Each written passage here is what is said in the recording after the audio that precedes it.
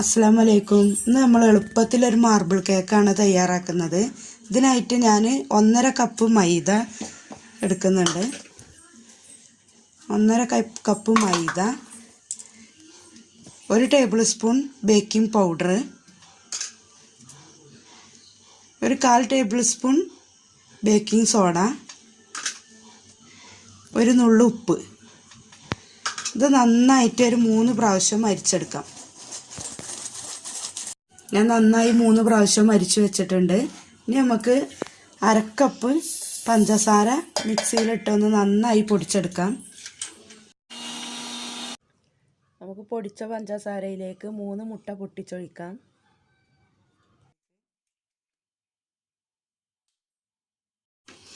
ഒരു table spoon vanilla essence, 1/2 cup sunflower oil. ഇത് കൂട്ടി ഒന്ന് അടിച്ചെടുക്കാം.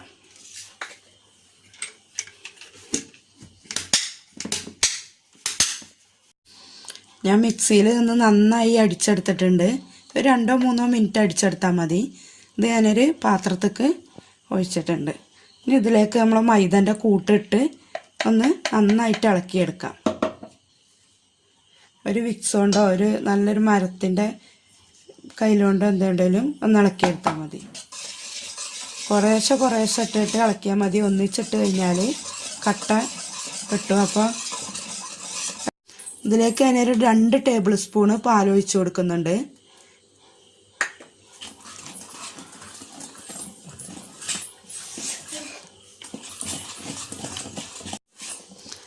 ഞാൻ മൈദൻ്റെ കൂട്ടിട്ട് വേണ്ട നന്നായി ഇളക്കിയെടുത്തിട്ടുണ്ട്. ഈ പരുവത്തിലാവണം നമ്മുടെ ബാറ്റർ. 2 ടേബിൾ സ്പൂൺ പാലും ഒഴിച്ചിട്ടുണ്ട്. ഇത് ഞാൻ മാർബിൾ കേക്ക് ഉണ്ടാക്കാനും വേണ്ടിയിട്ട് കൊക്കോ പൗഡർ ചേർക്കാനും വേണ്ടിയിട്ട് ഇതിൽ നിന്ന് കുറച്ച് വേറൊരു പാത്രത്തിലേക്ക് മാറ്റുന്നുണ്ട്.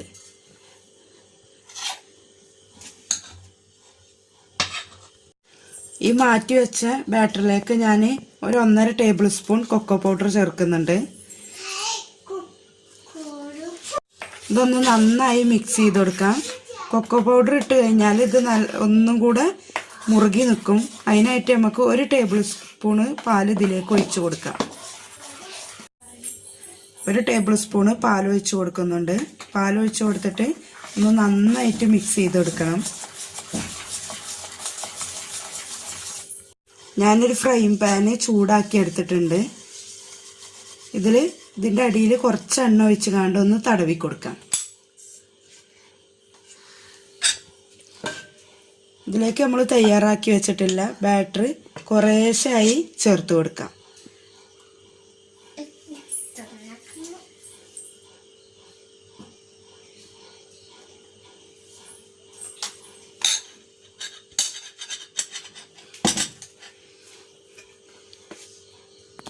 ഒരു സ്പൂണ് കൊക്കോ പൗഡർ ചേർത്ത ബാറ്ററും ചേർത്ത് കൊടുക്കുക അതിൻ്റെ മുകളിലേക്ക്.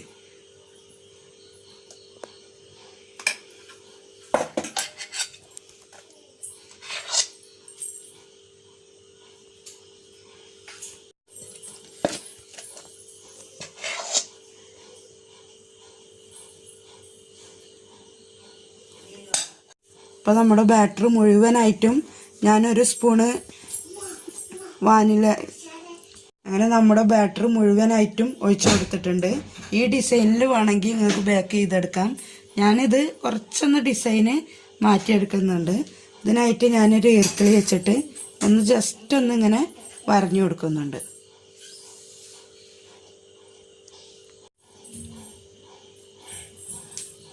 മാർബിളിൻ്റെ ഡിസൈൻ ആവാൻ വേണ്ടിയിട്ട് ഞാനൊരു ഈർക്കിളി വെച്ചിട്ട് ഇങ്ങനെ ഒന്ന് ജസ്റ്റ് ഡിസൈൻ കൊടുത്തിട്ടുണ്ട്. ഇനി ഇതൊന്ന് മെല്ലെ ഒന്ന് ടാപ്പ് ചെയ്തെടുക്കാം. എയർ ബബിൾസൊക്കെ ഒന്ന് പോകാൻ വേണ്ടിയിട്ട് ഒന്ന് ടാപ്പ് ചെയ്തെടുക്കാം. ഇത് ഞാനൊരു ചട്ടി ചൂടാക്കാൻ വെച്ചിട്ടുണ്ടായിരുന്നു. ആ ചട്ടിൻ്റെ മുകളിൽ ഇതൊന്ന് വെച്ചിട്ട് ഒരു മൂടി വെച്ച് കൊടുക്കാം. ഇതൊന്ന് നമുക്കൊരു 25-30 മിനിറ്റ് കഴിഞ്ഞിട്ട് നമുക്കൊന്ന് നോക്കാം. ഏറ്റവും സിമ്മിലാക്കി വെക്കണം നമ്മുടെ അടുപ്പ്. ഇപ്പോൾ ഞാൻ 30 മിനിറ്റ് കറക്റ്റ് 30 മിനിറ്റ് ആയപ്പോൾ ഒന്ന് തുറന്ന് നോക്കിയിട്ടുണ്ട്. ഒന്ന് കുത്തി നോക്കുമ്പോൾ നന്നായി വെന്ത് വന്നിട്ടുണ്ട്. നമുക്ക് ഓഫ് ചെയ്തുകൊണ്ട് എടുത്തു വെക്കാം. നമ്മുടെ കേക്ക് നന്നായി പൊങ്ങി വന്നിട്ടുണ്ട്, കരിഞ്ഞിട്ടൊന്നുമില്ല. ഇതെല്ലാവരും ട്രൈ ചെയ്ത് നോക്കണം. ഓവനോ ബീറ്ററോ ഒന്നുമില്ലാതെ നമ്മൾ ചെയ്തെടുത്ത കേക്കാണ് മാർബിൾ കേക്ക്. ഇതൊന്ന് തണുത്തതിന് ശേഷം നമുക്ക് കട്ട് ചെയ്തെടുക്കാം. എല്ലാവരും ചിന്നൂസ് കിച്ചണ് ഇഷ്ടമായാൽ സബ്സ്ക്രൈബ് ചെയ്യണം, ഷെയർ ചെയ്യണം. അസ്സലാമു അലൈക്കും.